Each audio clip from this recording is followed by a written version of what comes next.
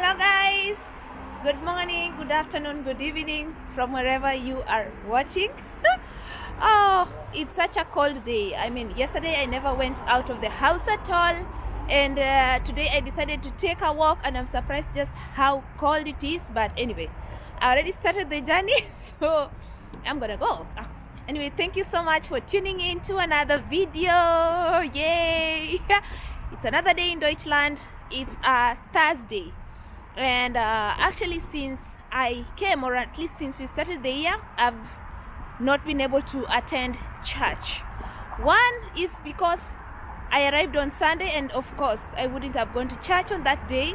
So last week I was not, of course, again properly organized, so I didn't get to attend church. And I remember so well what my mom told me was that when you go over there, don't forget the Lord your God.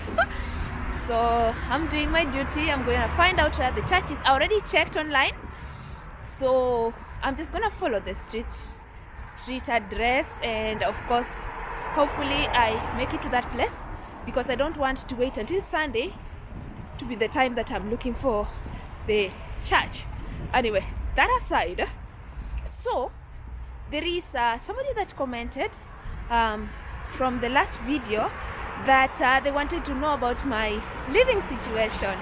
That of course when you get to a new place, you might have some challenges, of course, maybe with your accommodation, roommates, like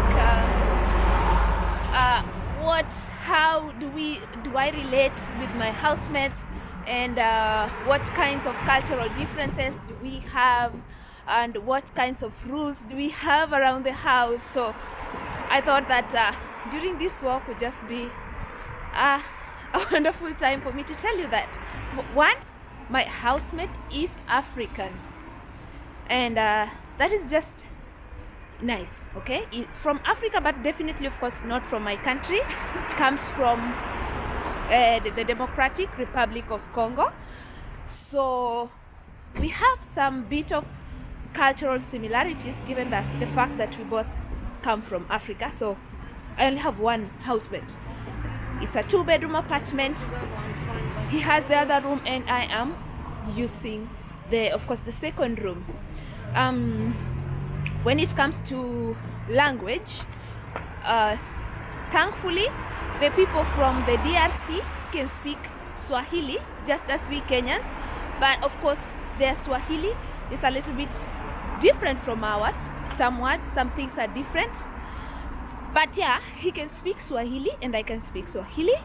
And of course their national language is French, and I can also speak French. And he's been in Deutschland for 16 years, so he can speak very good German. And of course I am learning German. I have like an intermediate level of German. So when it comes to language, there's no language barrier.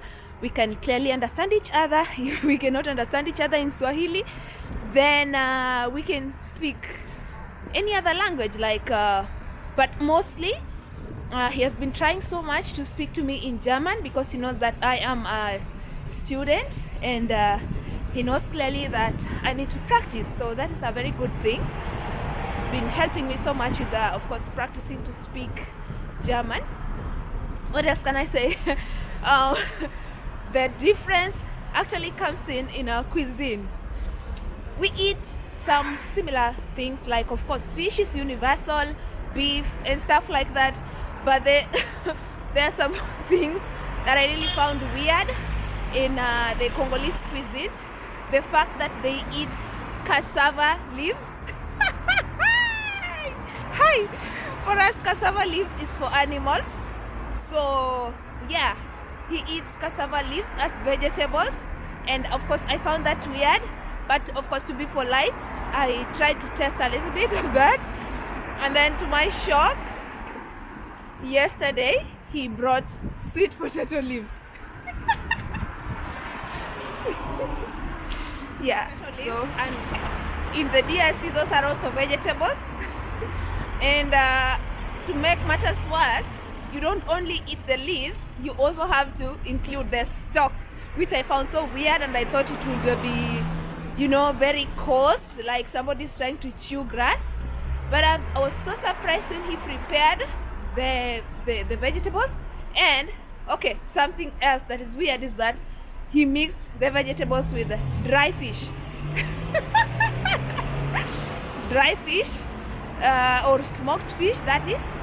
So I found that kind of weird. I have to cross the street very fast because the light is green.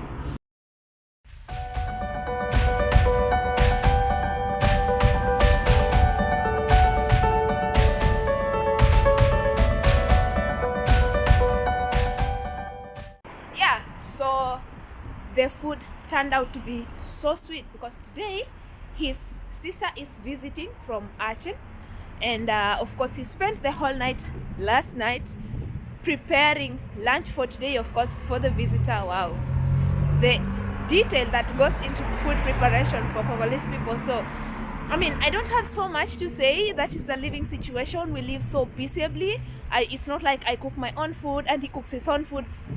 We cook together. Whatever he cooks, I will eat, and whatever I cook, he will eat. And he's a mature guy. He's somebody of a certain age. So, of course, the respect is there. There is mutual respect. When it comes to rules, of course. Okay, let me cross the street again.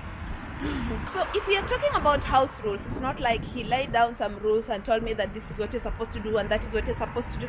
Nothing like that. I think the only thing that he did once I came in was show me, okay, this is your room and these are your keys. And he told me, make sure whenever you are leaving the house, you bring the keys with you, and also make sure you always lock your room at night, and also when you are leaving the room, which is just, it makes sense. And of course, always keep the kitchen, the bathroom, and the bathroom clean. Generally keep the house clean, which is, I think, that's common sense. It makes sense. Other than that, no other rules. We don't strive. We live very peaceably. We have a very good communal living. We communicate well. We try to eat our meals together, just so that it gives us time to talk, and for him to tell me about Deutschland, for him to give me a few pointers here and there of things that I should watch out for, or stuff like that. So there's not really much to say. That's my living situation. A 2-bedroom apartment. Two different bedrooms. There are 2 washrooms, 1 bathroom. So the other common areas like the kitchen, the living room, and the bathroom, of course, and the hallway are shared. And yeah, that's just that. I think I'm still on the right street. Yeah, that's just that. So that's my living situation, and I really thank God. I ran into this guy by chance when I was so very, very, very stressed out about accommodation, because at first I wanted to go. My hand is a little bit tired. Let me switch to this other hand. Oh, I think by default I got to the church. If I'm not wrong, by default I got to the church just when I was talking. I think it's the one. I'll show you just in a minute. But yeah, I ran into this guy by chance when I was so frustrated. I wanted to go. Yeah, it's the one. Evangelist Kirche. Yeah, it's the one. I found the church. It's not so difficult to find. So I ran into the guy totally by chance, and I cannot say by chance. I can say it was clearly God sent, because otherwise I was having so much trouble finding accommodation. Before I came from Kenya, I was planning to go and stay in a hostel, but I just found that the living situation in the hostel was not so good. I was supposed to share 1 room with 8 people, and as if that is not enough, it was like mixed living. That was just a no, and that is how I ended up staying in a hotel for 1 night. And the same night that I checked into a hotel, I ran into this guy, and he told me, if you're looking for a place to stay, then I can of course offer you a room at my place. And it has been honestly a blessing. It's a person that of course fears God, and it's a Christian, and that's just a very big plus for me. So yeah, that's my living situation. For those who wanted to know, I have no complaints. Today I have eaten nice Congolese food. Okay, that's the bell for the church. I don't know what that means, but I think I will wind up the video later on.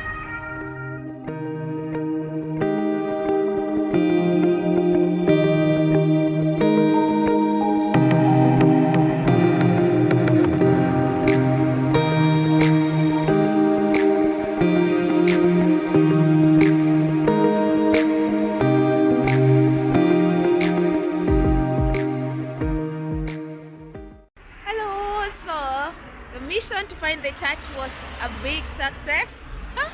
I met the priest, and yeah, he told me about the church timings, the African service, the normal service, and you know, gave me a welcoming book over here. So at least that is sorted. I'm gonna go to just know if they have any midweek services and stuff like that. It just helps you to get outside the house and also meet people, and of course spend some time with God. So yeah, that is the video for today.